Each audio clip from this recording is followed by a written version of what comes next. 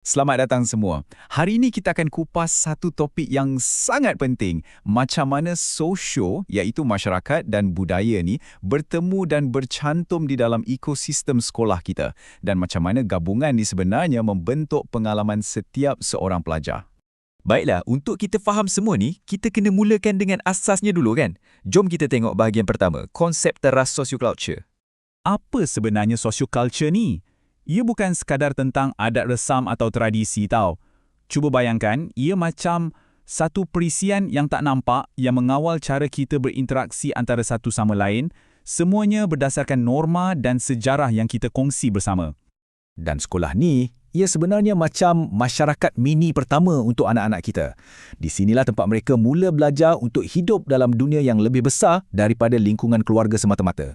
Belajar hormat perbezaan dan sama-sama membina satu identiti kebangsaan dengan kawan-kawan dari pelbagai latar belakang. Okey, sekarang kita masuk ke tunjang yang pertama, iaitu pengaruh bahasa dan etnik. Macam mana perkataan dan asal-usul kita ni boleh membentuk interaksi seharian di sekolah?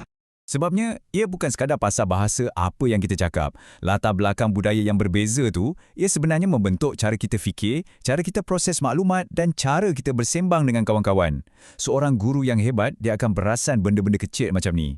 Dan kat sinilah wujudnya satu cabaran atau dilema yang sangat besar dalam pendidikan.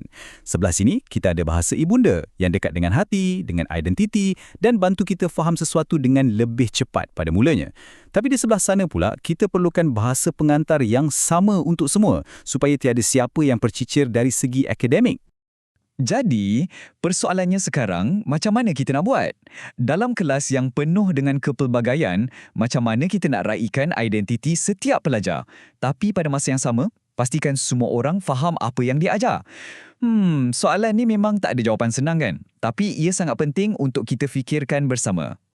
Seterusnya, jom kita sentuh satu lagi aspek yang kuat tapi jarang kita nampak secara terang-terangan, iaitu impak status sosial dan juga agama. Cuba kita tengok carta ni. Ia tunjukkan satu realiti yang jujurnya agak perit. Status sosioekonomi atau SES seorang pelajar tu boleh jadi penentu akses dia kepada macam-macam benda. Tuition, buku tambahan, gadget. Jurang inilah yang jadi cabaran besar dalam sistem pendidikan kita. Macam mana nak pastikan semua orang dapat peluang yang sama rata?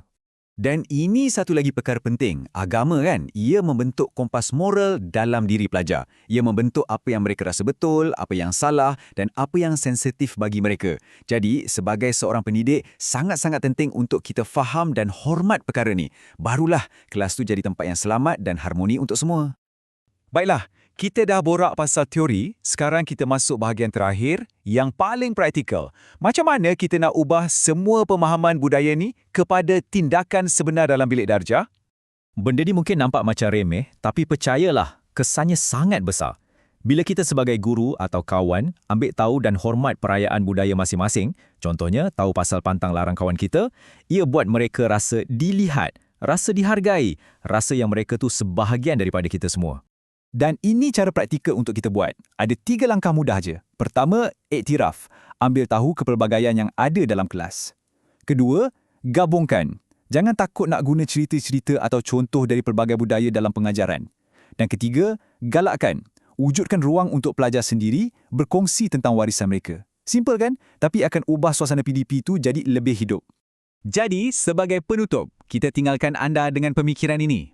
Seorang guru tu, tugasnya bukan sekadar mengajar subjek dalam buku. Mereka ni sebenarnya pembina masyarakat. Jadi persoalannya bukan hanya untuk guru, tapi untuk kita semua. Ibu bapa, pelajar, ahli masyarakat. Apa perangan yang akan anda mainkan untuk membina sebuah masyarakat yang saling faham dan hormat antara satu sama lain?